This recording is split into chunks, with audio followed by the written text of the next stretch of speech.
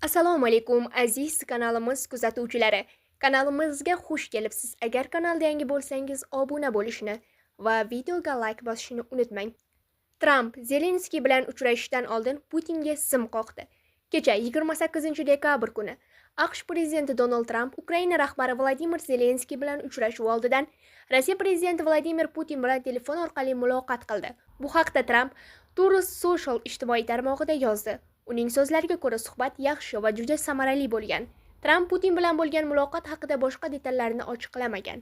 Rossiya prezidenti matbuot kotibi Dmitriy Peskov jurnalistlarga Tramp va Putin o'rtasidagi telefon suhbati bo'lib o'tganini tasdiqlagan. Uning aytishicha, suhbat yaqinda yakunlangan va uning natijalari haqida keyinroq prezident yordamchisi Yuriy Ushakov ma'lumot beradi. Tramp va Putinning telefon orqali gaplashuvi Ukraina tomonini xavotirga soldi deb yozdi bir necha g'arb OAVlari. Ular AQSh prezidenti Zelenskiy bilan uchrashuvdan oldin ham Tramp va Putin o'rtasida shunga o'xshash suhbat bo'lib o'tganini eslatgan. Nashr suhbatdoshlaridan birining aytishicha, bu holat Ukrainada kayfiyatga salbiy ta'sir qilmoqda va vaziyatni yanada murakkablashtiradi.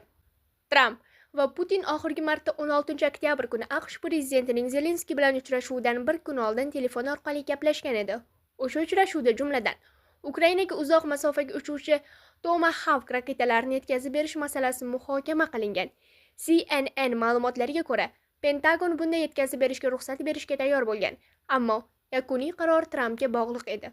16 oktyabrdagi suhbat chog'ida Putin Tomahawk raketalarining Ukrainaga berilishi jang maydonidagi vaziyatni o'zgartirmasligini, biroq bu Rossiya va AQSh o'rtasidagi munosabatlarga jiddiy zarar yetkazishini, shuningdek, tinchlik yo'lidagi istiqbollarga salbiy ta'sir ko'rsatishini ta'kidlagan. Keyinchalik Tramp bu raketalarni Kiyevga yetkazib berishdan bosh tortdi.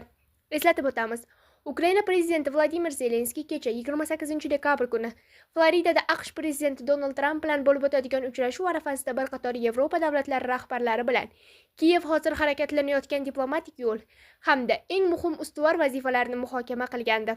Onlayn formatda o'tgan suhbatda Germaniya kansleri Friedrich Merz, Finlandiya prezidenti Alexander Stubb, Fransiya prezidenti Emmanuel Macron, Italiya bosh vaziri Giorgia Meloni, Daniya bosh vaziri Mette Frederiksen, Polsha bosh vaziri Donald Tusk, Niderlandiya bosh vaziri Dick Schoof, Norvegiya bosh vaziri Jonas Gahr Støre va Shvetsiya bosh vaziri Ulf Kristersson ishtirok etgan.